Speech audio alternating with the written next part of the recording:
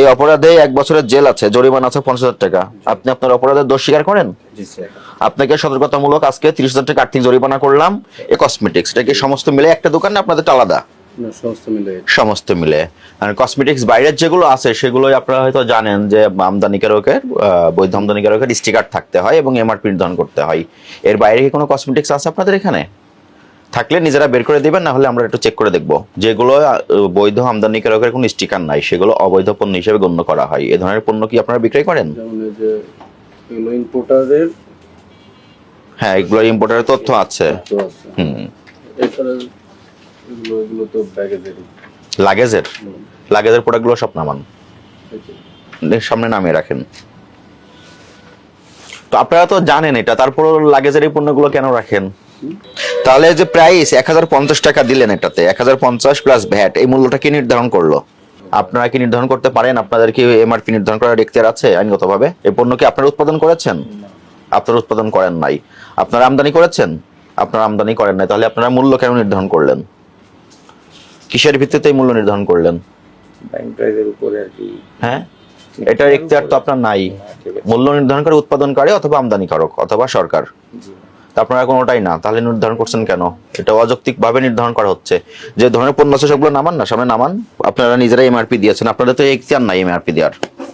আপনারা বেশি বেশি করে এমআরপি দিয়ে রাখবেন, কাস্টমার সেটা দেখে কিনতে বাধ্য হচ্ছে। এটা কি পণ্য? পড়ুমো বাচ্চাদের পেস্ট। বাচ্চাদের পণ্য। তাহলে এটা কি কি ভাষায় লেখা? এটা থাইল্যান্ডের ভাষায় লেখা। থাইল্যান্ড থেকে তো আপনার আমদানি করেন নাই, 200 টাকা লিখে রেখেছেন, আর কোনো তথ্য নাই। এই সুযোগটাই তো আপনারা নিয়ে বেশি মূল্যে বিক্রি করেন। এগুলা কোন দেশের? দুবাই। কাস্টমার আসলে তো বিভিন্ন দেশের নাম নিয়ে নেন মুখে, কিন্তু কোনো বৈধ ডকুমেন্টসের তো তথ্য দিতে পারছেন না। আমরা তো এত প্রচার করি, মিডিয়া, সামাজিক যোগাযোগ মাধ্যম, পত্রিকায় প্রচার করা হয় এগুলো, তারপর আপনারা কেন এইভাবে অবৈধ পণ্য বিক্রয় করছেন বেশি মূল্যে? সেই ব্যাখ্যাটা দেবেন। তাহলে আপনার কোনো এখতিয়ার নাই এমআরপি নির্ধারণের, তারপরও আপনি যে কম্পিউটারের মাধ্যমে নিজেরা প্রাইস বসিয়ে প্রিন্ট করে লাগিয়ে দিচ্ছেন। এখানে থাকবে তথ্য, যেমন এটাতে কিন্তু আছে। তার মানে আপনি বোঝেন কোনটা বৈধ পণ্য কোনটা অবৈধ পণ্য। এখানে এই যে আমদানিকারকের তথ্যগুলো লাগানো আছে। এই সমস্ত পণ্য আমদানি করতে হলে বিএসটিআই ছাড়পত্র লাগে। বিএসটিআই ছাড়পত্র নেওয়ার পরে এটা মার্কেটে বিপণন হবে, তখন ওই আমদানিকারক এটার মূল্য নির্ধারণ করে মার্কেটে বিপণন করবেন। কিন্তু আপনি যেভাবে পণ্যটা বিক্রয় করছেন, ওই আমদানিকারককে আপনি সহযোগিতা করছেন অবৈধ পণ্য বিপণন করার জন্য, এবং আপনিও একই অপরাধ করছেন বিক্রয় করে। কথা বুঝতে পেরেছেন? আমরা চাই আপনারা এই অভিজ্ঞতাটা কাজে লাগাবেন, আইনগতভাবে ব্যবসা করবেন।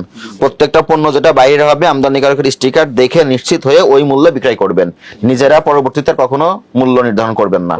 ঠিক আছে? এই অপরাধে 1 বছরের জেল আছে, জরিমানা আছে 50,000 টাকা। আপনি আপনার অপরাধের দোষ স্বীকার করেন? আপনাকে সতর্কতামূলক আজকে 30,000 টাকা আর্থিক জরিমানা করলাম, এবং প্রত্যেকটা পণ্যের আমদানিকারকের স্টিকার নিশ্চিত হয়ে তারপর বিক্রয় করবেন।